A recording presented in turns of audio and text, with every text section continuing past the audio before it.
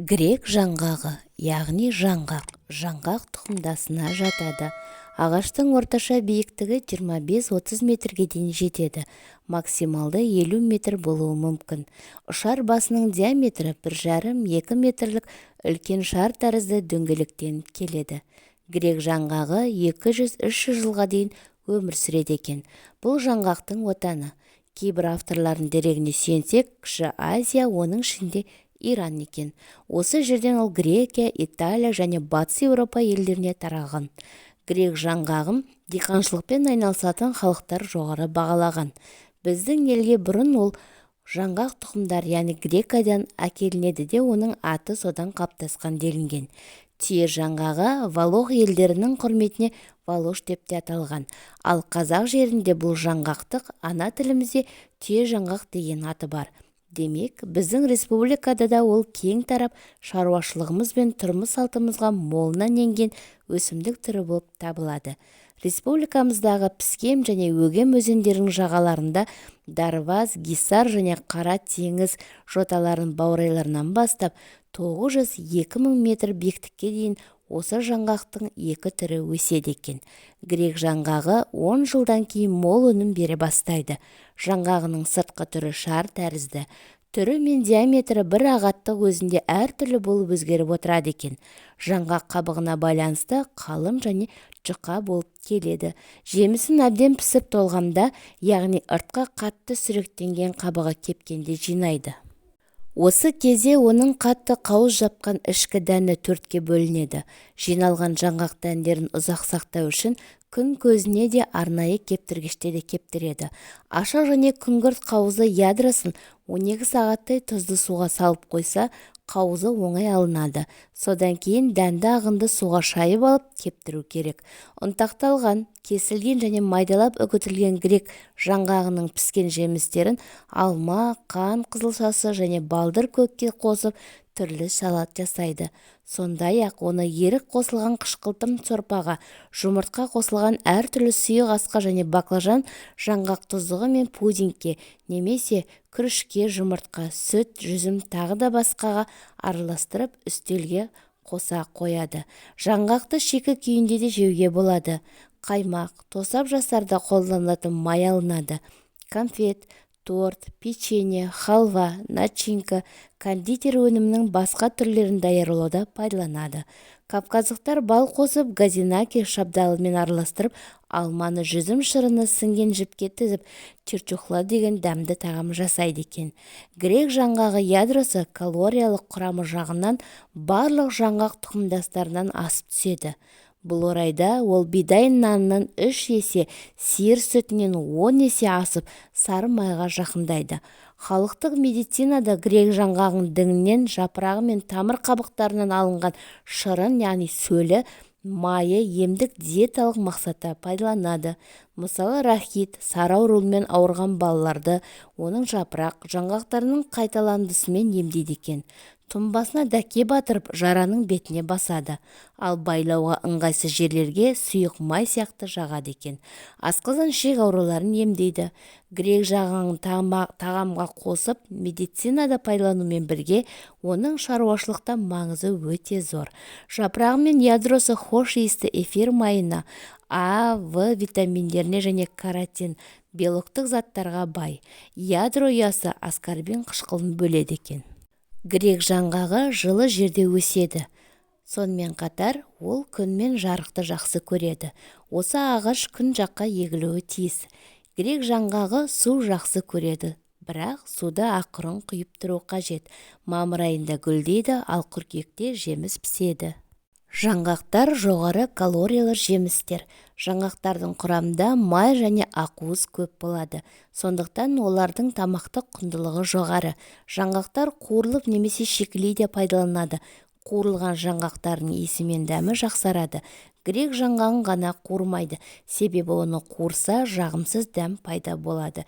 Жаңғақтар бүтін, жармаланған немесе ұнтақтал күйінде қолданылады. Жаңғақтың адам ағзасы үшін пайдасы көп. Оның құрамында 70-75% аралығында май, 20% ақуыз, В, Д, Е дәрумендері, каротин, аскорбин қышқылы, темір, фосфор, мыс, цинк, селен, тағы басқа да минералдар мен пайдалы заттар бар. Мамандардың дәлелдеуінше бұл қуатты азықтың 1 килосының калориясы 15 кило сүттің немесе 4 кило нанның калориясымен тең түседі екен. Жаңғақ балаларға, жүкті әйелдерге, әлсіз жүйкесі жұқарған, иммунитеті төмен, эндокриндік бездері бүлінген адамдарға, тамыр тарылуынан, жүрек ауруынан зардап шегетін жандарға аса пайдалы. Оны ішек құрттарын жоюда да қолдануға болады. Әйелдер мен ерлердің жыныстық жүйесі жұмысын реттеуде де жаңғақтың пайдасы зор. Жапырағы мен жаңғақтың толық піспей тұрғандығы сыртқы жасыл қабығынан, сондай-ақ ағаштың өз қабығы мен тамырынан алынған тұнба, сығындылар көптеген дерт түрлерінен емделуде қолданылады екен. Бұл жемістің майы асқа пайдалануға жарайды. Сондай-ақ ол дәрі препараттар, биологиялық белсенді қоспалар жасауда, косметика саласында да қолданылады. Жапырақтары да косметологияда көп пайдаланылады. Оның құрамындағы заттар тері бояуда таптырмайтын аса сапалы бояу ретінде танылған. Жаңғақ адамды суықтан болатын сырқаттан да қорғайды. Оның құрамындағы антиоксиданттар қатерлі ісік пайда болуын алдын алады. Ол миға пайдалы, сүйектің тығыздығын арттырады. Бала емізетін әйел жаңғақты жеткілікті тұтынса, оның сүті құнарлы болады екен. Дегенмен, жаңғақты шамадан тыс жеудің ағзаға тигізетін кері әсерлері де жоқ емес. Өйткені онда биологиялық белсенді заттар көп. Сондықтан оның 1-5 данадан артығын жеуге болмайды.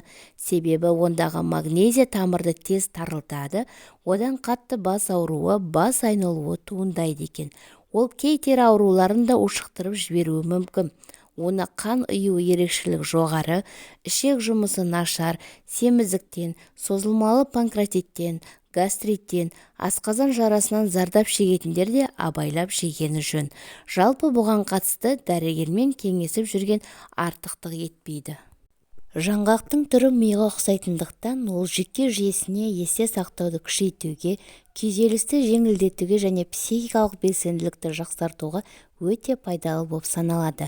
Бірақ грек жаңғағының пайдасы тек осындай қасиеттермен шектелмейді. Сонымен қатар жүрек пен қан тамырлары байланысын өзгертуден қорғауға, холестерин деңгейін төмендетуге және қан қысымын қалыпқа келтіруге көмектеседі.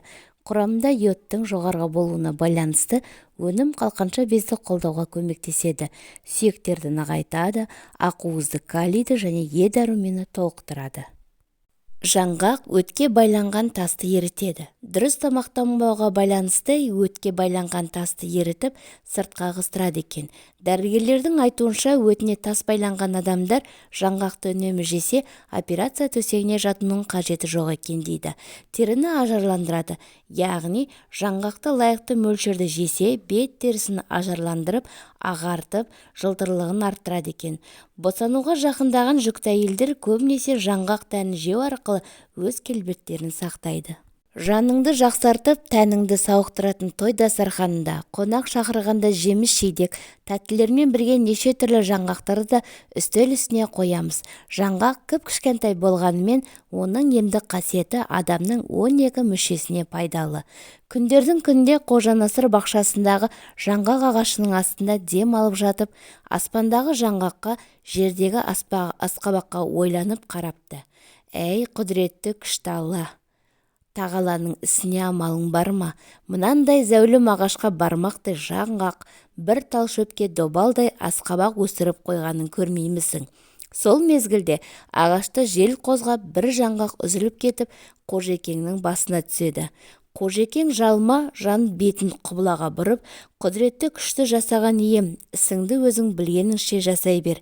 Менің ақылыма үйіп жаңғақты топыраққа, асқабақты ағашқа жаратасың, біздің халіміз не болар еді деп шүкіршілік етіп, Алланың ісіне кіріскеніне кешірім сұраған екен. Алланың берген денсаулығының арқасында грек жаңғағын күнделікті өмірімізде пайдаланып, ауырып ем іздегенше ауырмайтын жолды таңдағандарың дұрыс. Ақпарат пайдалы болса, арнама тіркеліп, лайк басып, пікір қалдырып, достарыңызбен бөлісуді ұмытпаңыз.